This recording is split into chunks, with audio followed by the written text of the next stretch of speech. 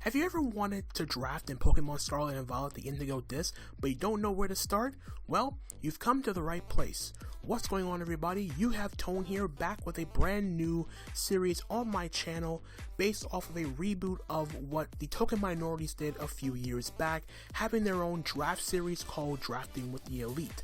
I decided to take it upon myself to reboot that channel, that sort of series, and put it into perspective for the Gen 9 series and make it more so applicable for this scenario. So with that being said, what I will be doing is I'll be taking certain cores and drafting a full restricted team using data from other draft leagues to build a team around certain cores that I decided to use, and I will try to make these teams as balanced as and plausible as possible without being too over the top, because quite honestly it's not very likely that the team that you see on the screen will be the team that you're actually going to be end up able to draft. With that being said though, let's just jump right into the rules and roles needed in order to determine how to draft your team. So first off, we'll go into the 3 rules I'll be following. First off, Terra will not be a factor in making the team. The last thing I want to do is use terrestrialization as a means of making up for any flaws in the team. I want to be able to build a cohesive team that relies the least on terrestrialization as possible to make up for any holes in my team. Second and foremost, the order of the Pokemon that's drafted doesn't mean to get them in that round. While it is possible that some Pokemon will be in certain rounds, you can get them later if you really want to stretch out your point, it's quite possible that the Pokemon you see me draft and put on the screen won't necessarily be there. You might have to reach out a little bit depending on how other people draft around you. Remember, everyone has their own play style and their own drafting philosophies. Third, alternate options will be provided at the end of the draft.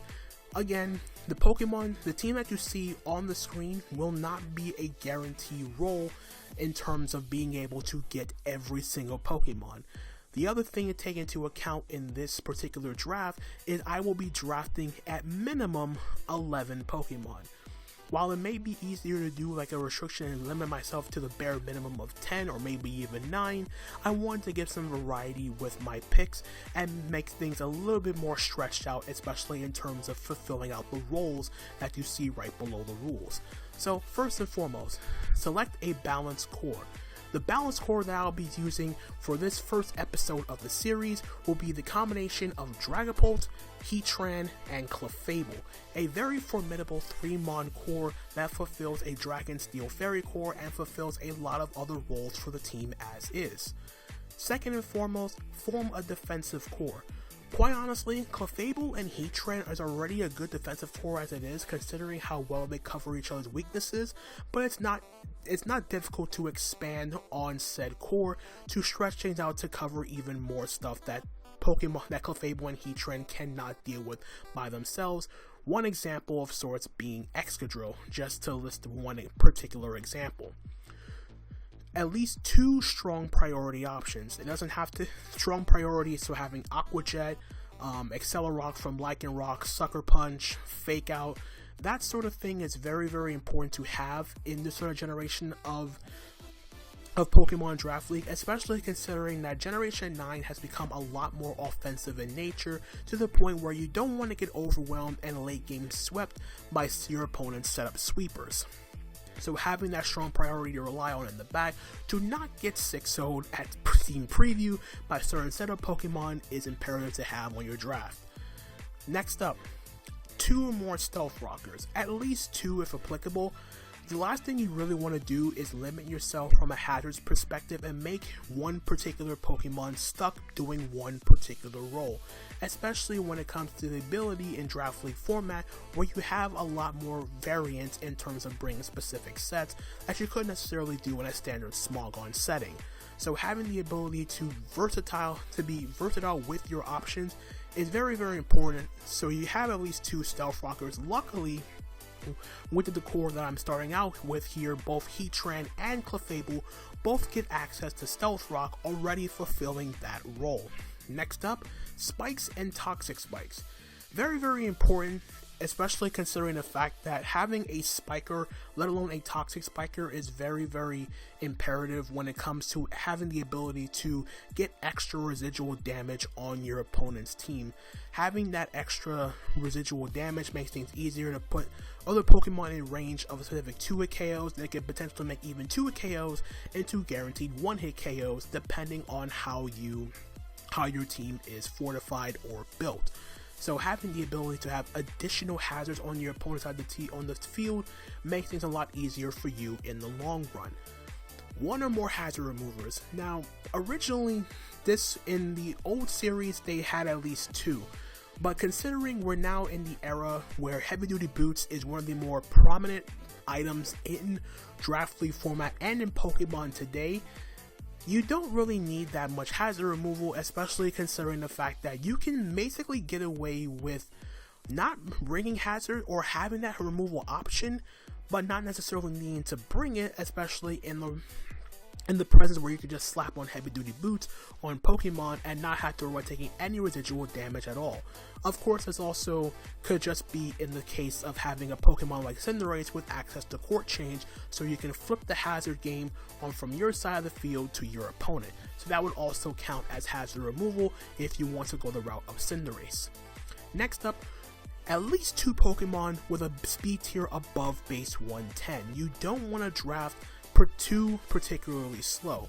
While it may be imperative to fill specific roles out, you have to keep in mind your speed tiers.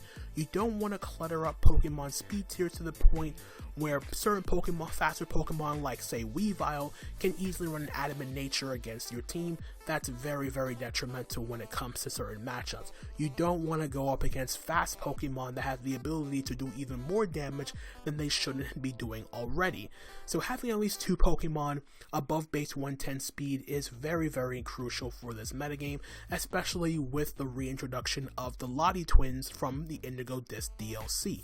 Luckily, we already have 1 Pokemon that fulfills that role in Dragapult, so getting a second speedy Pokemon won't be that difficult. Next up, 1 Wall Breaker. You don't want to get overwhelmed by your opponent's defensive core, so having at least 1 Pokemon that can overwhelm said defensive cores is going to be pretty important to have on your team, so you're not just overwhelmed and just stuck dealing with the giant wall after giant wall with no way to break past them. That's not really good in the long term, especially when those walls can impede your plans.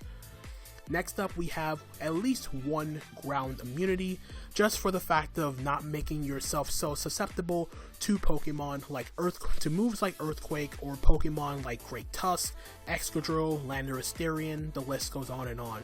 Having the ability to dissuade your opponent from spamming Earthquake or any ground move in general is pretty important to have in the grand scheme of things, just so said after mentioned Pokemon just don't go and run Trek on your team. Obviously the core that I currently have does not have a ground resist, but that will be addressed as I go through the team that I put together. Then we have an electric immunity, just because of the fact that Volt Switch is one of the more prominent momentum grabbers in the game, and being able to block said electric momentum in general is pretty important. So basically, it doesn't necessarily have to be the 1 ground type. It could be Pokemon with Volt Absorb or anything that can basically just negate electric Volt Switch momentum in general, but ideally the main thing you will be grabbing in this case would be a ground type, and it's pretty important to have that guaranteed electric immunity on your draft. 1 bulky water. Now this is a bit of I don't want to say misleading, but bulky water doesn't necessarily have to be like grabbing a Dondozo or something along those lines. Bulky waters, while they're very, very good, they're a little bit few and far in between in the instance of some Pokemon like, let's say, Manaphy, Suicune, even a Pokemon like Quaquaval, which is usually more of an offensive Pokemon, can definitely be run defensively, so it doesn't necessarily have to be a bulky water, but having a strong water type Pokemon in general is also really, really good, both offensively and defensively, so it's definitely a thing to keep in mind in the long run. A grounded poison type. the option of having a grounded poison type is pretty important so your team is not overwhelmed by toxic spikes. Luckily in this scenario, grounded poisons are pretty easy to come by. There are some good offensive options early on that you can grab in that role that can function as a grounded poison type, like a Sneasler, and there's even some lower tier stuff like Muck, for example, that can also function as a grounded poison and does a solid job at its role of being a grounded poison while also pertaining to other roles in general. Next up, one knockoff user. At least one knockoff user. And I say this because knockoff is pretty much the most spammable move in Draft League format, and it's basically one of the best moves in the entire game.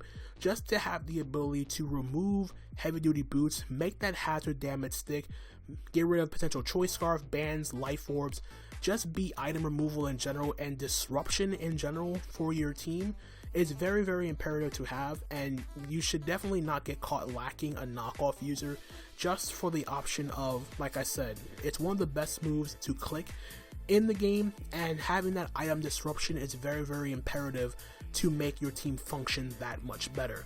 And then lastly, we have FWG and DSF Core, which basically is just a shortened version of Fire, Water, Grass, and Dragon Steel Fairy. Fortunately, the first core we're working with through this episode is already a Dragon Steel Fairy core, so we don't really have to worry about that. The Fire, Water, Grass core can basically be any real combination of those three Pokemon. It doesn't necessarily have to be like I drafted a Fire type because it's a Fire type and all that stuff. As long as it fits a need for your team, you can definitely get away with making some combinations work as long as it fits what your team is lacking in that department.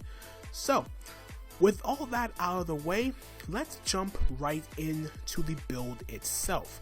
So, first and foremost, we have our team already with the 3-mon core of Dragapult, Heatran, and Clefable already on the team. We're going to assume that under no circumstances we will not get sniped of these 3 Pokemon. I also want to thank the SBL, the Commissioner, Shuckle King, and PokeMMD for letting me use their tier list to make this team. So, as I mentioned, with their draft pool, they have 120 points to draft between 10 and 12 Pokemon, and we already have Dragapult, Heatran, and Clefable on the team already with the point value that they have on their draft board. So we've used already a total of 49 points for these first 3 Pokemon, and we have 71 points to go to fill out 8 more slots. So without further ado, let's just jump right into the team that I ended up building around these 3 Pokemon. So first off, we have for our round 4 selection to pair up with Dragapult, Heatran, and Clefable, I opted for round 4 in Glimmora. Glimmora is a fantastic Pokemon to have on this team in particular because, again, it fulfills a number of roles. First off, it's a grounded poison type, so having the ability to not worry about toxic spikes is one thing. 2, it gives you another stealth rocker, so there's 3 stealth rockers in 4 picks right then and there. That's fantastic. It gives you spikes, another needs of additional residual damage. You have removal with a signature move in Mortal Spin, so you have hazard removal right then and there. It's also another formidable special attacker in the long run, and toxic spikes in conjunction with Dragapult is a blessing just because of the fact that not only do you have another way of inflicting status onto your opponent with toxic spikes, you also have Heatran with Flame Body and Will-O-Wisp. You have Clefable that can spread stats with Thunder Wave. You have a third option aside from Dragapult itself to inflict status to your opponent.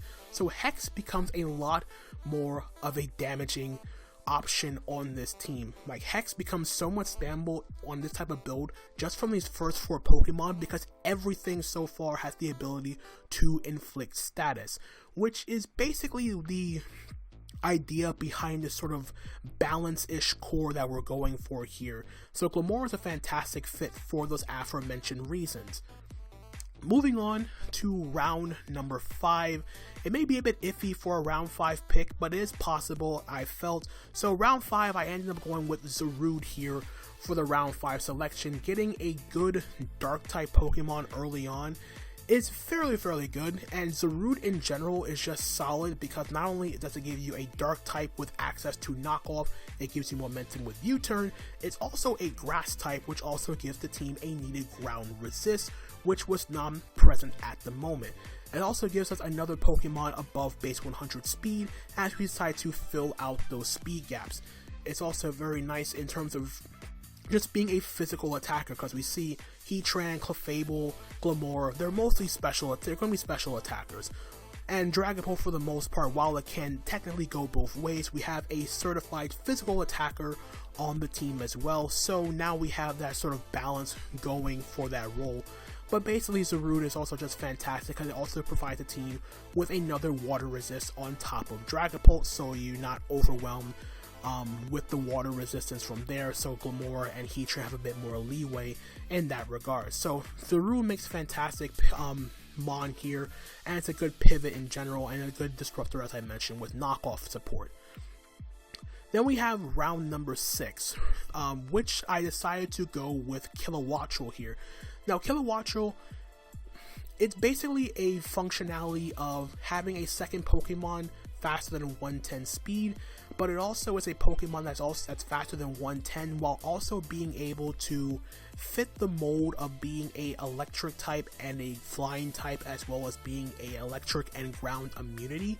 So having that ground resist, the electric resist in one Pokemon like Kilowattrel, while being able to be a disruptor with U-turn, Volt Switch, and just being a hard-hitting special attacker in general, is just nice to have. And just having that additional speed is also very imperative when you combine it with the Stealth Rock, with the Spikes, with the Toxic Spikes. You want to be able to just have that pivot to come in and out, get those revenge kills, and ease up the pressure on Dragapult to try to come in and outspeed those certain threats. So Kilowattrel does make a lot of sense here, just to have that fast initial speed tier of 125, which is also beneficial just to like close the speed gap a bit between Dragapult and Zarude, which I also ended up doing with my round 7 pick here, which ended up being Azelf. While Azelf could be any other Pokemon here, the one thing that Azelf also provides with this team, as opposed to being another Pokemon faster than 110 speed, it gives us another option for Stealth Rock if you decide to make this team a bit more hyper offensive in nature, out having to rely solely on like a lead Focus Sash Glamora. Then you can do lead Sash Lead Azelf. It gives you another Pokemon with faster than 110 speed. It gives this team a Psychic type, as well as another ground immunity phase to Levitate. So you have another means of dissuading Earthquake from your opponent, and it also gives you a hard-hitting mixed attacker if you want to go that route. And like I said, if you want to go a lot more hyper-offensive as opposed to keeping everything completely balanced, then Azelf is definitely a great option in that regard. And as you can see, we have 4 potential Stealth Rockers, so a lot of variance here in terms of hazard setters. We can mix and match with this team as frequently as we want. We can do balance hazard stack as well with the Zarude, with the Kilowattrel getting out of support, and then we have our Dragapult, our fast Pokemon, to just come in, get revenge kills with like choice specs or whatever. So yeah, the team right now is coming together really nicely as far as I'm concerned. So now we need to start addressing the other needed mons needed roles from before. So with the round 8 selection, I decided to go with Gastrodon here as a means of being another hazard setter. So we currently now have 5 Stealth Rockers on this team, and we now have a second Spiker as well. So even Glamora is now freed up to do something else that's not just set up hazards with spikes. We have our bulky water, we have our ground type, so we have another electric immunity in Gastrodon. And for 9 points, Gastrodon's relatively cheap as a Stealth Rock setter, as well as only being able to be weakness to one Pokemon with a 4x weakness to grass. We have a grass resistant Dragapult, we have a Heatran, we have Glamora to deal with grass types, we have Zarude, which is resistant to grass types, we have a Kilowattrel that resists grass and deals with said grass types. So yeah, Gastrodon is a very nice Gloomon to have for this team. Like I said, solid Pokemon, can be a Stealth Rocker, can spice, has recovery, and more importantly, a water immunity, much needed for this team. Ease the pressure off of Zarude being the water resist, another electric immunity to ease the pressure off of Kilowattrel to come in and try to absorb those electric attacks with Volt Absorb, and Overall, just a solid Pokemon in general, especially considering the value you get for this Pokemon, and for 9 points, it's pretty doggone good value here. Now moving on to the last 3 picks, we only have 15 points left to go, and I figure the best thing to go with this team is having a good fighting type Pokemon, just to dissuade those dark types and normal type Pokemon that resist or is immune to Dragapult's Ghost Stab.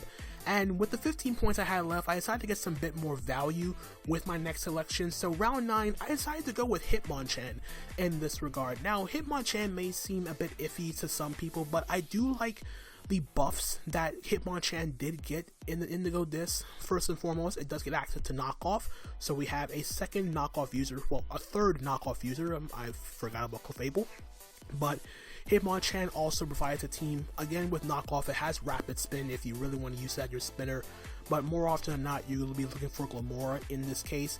And more importantly, it gives the team what it lacked, which was priority. Having strong priority with Iron Fist boosted Mach Punches or even Bullet Punches to like pick off some fairy types is also pretty doggone good to have, especially in conjunction with it getting access to Sword Stance to boost its attack. Another strong physical attacker is very, very nice for this team because it was becoming a lot more specially oriented as far as I'm concerned. So yeah, having Hitmonchan here for 7 points was some pretty doggone good value, especially considering what it provides for the team as opposed to being a backup resort for hazard removal, but most importantly, it gives you a fighting type Pokemon with a ability to revenge kill with all the stealth rocks, the spikes, the toxic spikes, chip damage racking up. Hitmonchan can definitely come in the late game and start picking things off with Iron Fist boosted Mach Punches, which is really nice to have in that regard. And then with the last 2 picks, we have our round 10 selection here. I opted to go with Glaceon here, and it's a bit of an iffy one here just because of the fact that while ice typing doesn't really provide you anything defensively, offensively speaking, ice is pretty doggone good as far as I'm concerned. Just having a hard-hitting special attacker that has the ability to deal with bulky water types as opposed to just like having to rely on Zarude. Freeze Dry is one of the more applicable moves in the game, especially on a Pokemon as hard-hitting as Glaceon with 130 special attack.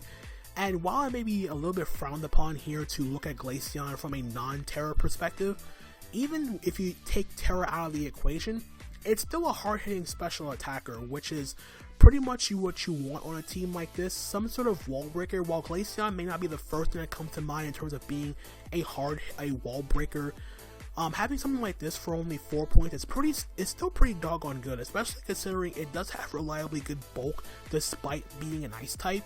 And for the most part, having the ability to be like a surprise Wish Passer if you don't want to rely solely on Clefable, which is pretty much the better of the two in terms of Wish support. And just being a hard-hitting special attacker as well is basically going for here in this regard. And of course, it provides your team with more momentum with Baton Pass if Baton Pass is not banned in your league, but in this case, in the SPL, it's not banned, it's Dry Pass only, so you can get that sort of slow momentum if you want to go with that route. And then with the last pick for round number 11 with only 4 points left, I opted to go with a second priority user because we didn't have one yet, and that Pokemon just so happened to be Zangoose for 4 points. While it may not provide anything for the team defensively, just being a hard-hitting normal type Pokemon with access to quick attack and in conjunction with Toxic Boost. So Toxic Boost boosted quick attacks to revenge kill stuff, hard-hitting stab facades. I believe it also gets knockoff as well, so an even more disruption and a way to hit ghost types, close combat for those rock and steel type Pokemon is also very beneficial, and it's still a pretty good low budget option in terms of being just a hard-hitting Pokemon, and it fills out a very good speed tier at base 90 because we didn't really have anything really between Glamora and our Zarude here. So this is the team I ended up coming up with for the draft. You can tell that there is one particular thing that isn't really on this build as opposed to like other drafts that you may look at, and that is there is no real one Pokemon that has like the ability to like set up, and by set up I mean like set up with attack or special attack and speed boosting options. So there's no like Quiver Dance like Volcarona or something. Like the only real option in this case would be like a Dragon Dance Dragapult. Other than that though, everything else is just like Calm Mind or SD or nasty plot. It's nothing like boost attack and speed at the same time. So there are some various ways you can play around that in terms of like making the team a little bit different and still make the team function as well as what you see in front of you. So with that being said, on to the alternatives for this draft. So first off, the alternative to Glimmora, basically any grounded poison type for the most part would do. Some options to consider, so especially maybe like Clodsire is an option here. It's not really a Pokemon I would probably grab round 4, but regardless, Clodsire is a Pokemon that does provide your team with that grounded poison. It gives you a ground type, so electric immunity, it gives you Stealth Rock, it gives you spikes, it gives you recovery, and it gives you an unaware user as well, so you're not overwhelmed by setup sweepers. If you do not want to, getting overwhelmed by setup sweepers is not really ideal for anyone. Some other mid-tier or lower tier options are to consider other grounded poison types, like maybe like an Overquill. Hisui and Quillfish also would work as well, both fulfilling the role of grounded poison type and providing a team with spikes or toxic spikes. And even going further down than that, if you want to ignore that, there's also Muck and Alolan Muck to consider as well for those options. Even like Johto Quillfish can also work as a grounded poison. Obviously, Pokemon like that, I really don't see that being a Pokemon you would go after round number 4. Then next up, round 5, instead of Zarude, another option to consider would be like Crocodile. Crocodile would also be beneficial just because it gives you a dark type with access to knockoff. It gives you a ground type, so you have that electric immunity at all times. Crocodile in and of itself is fairly versatile, being either a defensive mon with Stealth Rock and Intimidate. It can also be a late game sweeper with Choice Scarf plus Moxie, so if you want to go that route, then Crocodile is definitely an option to go for in that sense. Obviously, the only downside is it is a bit slower than Zarude, but on top of that, it does give you extra hazard support as well. Another option, if you want to go a bit more defensive as a dark type Pokemon, there is Mandibuzz. If you are preferring of a Pokemon like Mandibuzz just to have a guaranteed hazard remover, it does give the team defog. It gives you a bulky dark type and a good remover in general. It gives you bulk, and it also gives you momentum with U-turn. And again, you keep that knockoff support as well. If you want to go a bit more low budget, there's also a Pokemon like the aforementioned Overquill. You don't get knockoff on that, but it does fulfill the role of being a solid dark type Pokemon. And even lower tier than that, there's other Pokemon like the it's coming to me. Alolan Persian, there we go. I knew the Pokemon was going to come to me eventually, but Alolan Persian is definitely another Pokemon you can opt to go for a low budget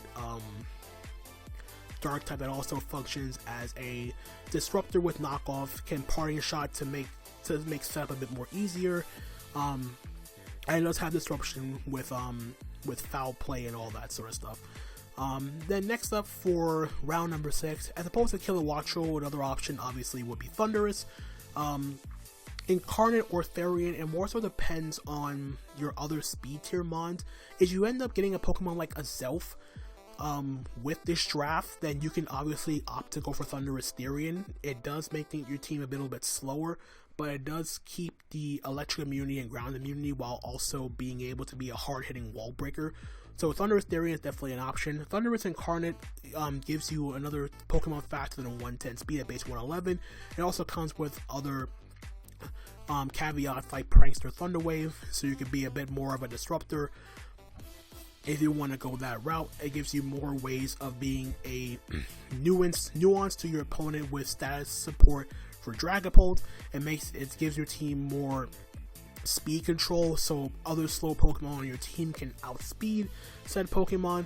And if I can really throw this in there, even a Pokemon like Zapdos, while Zapdos isn't really a round 6 mon, and even if it gets to round 6, then I'll be surprised, but Zapdos is also an option. If somehow it makes it to round 6, then by all means go for it. It doesn't provide the team with anything in terms of speed. It doesn't get access to defog, but it's still a fantastic Pokemon. The only downside is it does not have and electric immunity because obviously it has pressure and static. But again, static is also nice because it is more status disruption for your team. Next up, an alternative to Azelf, you have the other Lake Trio in Mesprit and Uxie. If you do manage to get Kilowattrel, having Mesprit or Uxie does save you a few points. It fulfills more or less the same role. Mesprit is a lot more of a mixed bag, so to speak. It's a lot more, it's a little bit of the bulkier one. It has like it's the more balance of the three. Uxie is a lot more defensive in nature, but it is a lot more staying power, and they all have their own caveats as well, with Mesprit being able to provide Stealth Rock, can Nasty Plot, can Calm Mind, and can Healing Wish to bring something back. Uxie can Memento and make setup a lot easier for the rest of your team, and of course Azelf gives you Explosion for momentum purposes. So it all comes down to what fits your style the best. Then for round number 8, as the other option to Gastrodon, obviously there's Quagsire, which both fulfill the same roles. They're both water ground types. They both provide you with water immunities as well as electric immunities. The only thing is Quagsire is a lot more physically built, while also giving you Stealth Rock and Spike support, Toxic Spike support, as well as Toxic. Another thing to point out that Gastrodon does not get access to. So if you really want to go the route of Quagsire, you can definitely do that over Gastrodon. You're just going to be a little bit more susceptible on the special side, but the rest of the team is pretty much well built to deal with other special attackers, so it's not really the end of the world if you decide to go Quagsire over Gastrodon in this slot. Then for round number 9, as opposed to Hitmonchan, we have Hitmontop. Hitmontop also provides the team with priority with Lock Punch, can Fake Out. Technitop is one of the more fun sets, I feel, for a draft format, just because it's a mixed bag. But regardless, Hitmontop, the only downside to Hitmontop in this route is it does provide you with hazard removal, but the other downside is there's no setup option applicable to Hitmontop, so it's a little bit more, I won't say one-dimensional, but it doesn't have a way of boosting its attack stat, which does suck. But it does come, but honestly, as opposed to that, like Technician with like Life Orb and whatnot can make up for that in the long run.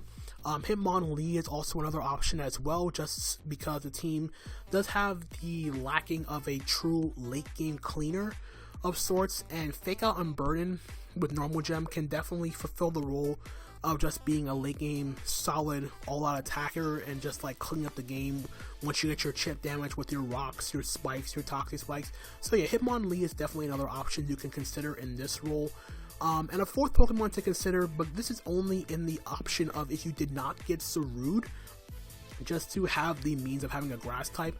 The fourth option I would consider, depending on how you draft the team, Breloom. Breloom is also pretty slept upon as far as I'm concerned. Does provide the team with priority with Technician Boost and Mach Punch, but also provide the team with not only the grass typing that you may lack if you don't get Sarude, but also provides you with Spore, one of the more annoying status moves in the game.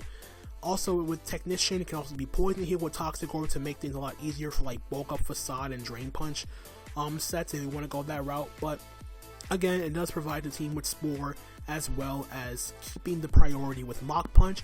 So yeah, if you don't actually get Zarude and you want to get some sort of strong priority with a ground resist on top of that, then Breloom is definitely an option if you're able to save up your points in a certain way. Then for round number 10, Glaceon can literally be pretty much any wall breaker. As far as I'm concerned, I basically just went the route of Glaceon here just because the team did not have an ice type and I didn't want to double up on typings unless I absolutely had to. But an option to consider here for over Glaceon would potentially be like a Frostmoth. But this is basically, I basically only say Frostmoth in the essence of trying to, if you're taking terrestrialization into account and your league allows Frostmoth to Terra, then Frostmoth would definitely be a way to go in that essence. Another option to consider if you want to provide your team with a bit more support, Abomasnow is also a good low tier ice type to consider just because it is a pretty formidable Pokemon for a low tier as well, for a low tier mon, as well as being able to provide your team with a Roarvel. So that's pretty doggone good, especially on a team like this in general, while Aurora Veil doesn't really help out this team in particular, just because there's like only one true setup option that can boost its speed on this team. The added support with Aurora Veil does come in handy. It's because to take damage a lot easier for your team, as opposed to being overwhelmed and relying on defensive core. You have the backup option of having Aurora Veil in the back as well. And if you do get Aurora Veil or snow support with Abomasnow, you can do like a little snow package at the last 2 rounds. Abomasnow plus something like a Bear Tick is also possible, because you do get the Slush Rush Bear Tick, you get priority still with Aqua Jet, so it does work out for you. And then lastly, as opposed to Zangoose, another option to consider, again, this is if you're a bit more, depending on how you save up your points, another Pokemon to consider to go along with the hazard support on this team would be Ambipom. While Ambipom did lose access to Tail Slap, having Technician boosted Fake Outs is still pretty nice. It gives you a good speed tier of 115 if you don't really have that speed tier, and it's pretty good as far as I'm concerned for 6 or 7 points, I believe, is on the draft board here. But yeah, other than that though, I will leave it at that. So yeah, this is going to be the end of episode 1 of how to draft in Pokemon Scarlet and Violet, revolving around Dragapult, Heatran, and Clefable. I hope you guys enjoyed this video as much as I did trying to put the thing together. This is my first time doing something like this, and I wanted to make it a continuational series. So let me guys know in the comment section down below, if you had access to Dragapult, Heatran, and Clefable, what Pokemon would you draft with this core, or what other roles would you consider to put on this team, or what other Pokemon would you consider to put on this team, and what other Pokemon would you consider if you did not end up with a team like this. But again, thank you guys so much for watching. If you enjoyed the video, leave a like, drop a comment, hit that subscribe button, all that good stuff. I will definitely be doing more of videos like this in the near future, so be on the lookout for that. Again, thank you guys so much for watching, and until the next time, this is Tone, signing off for now. Peace out.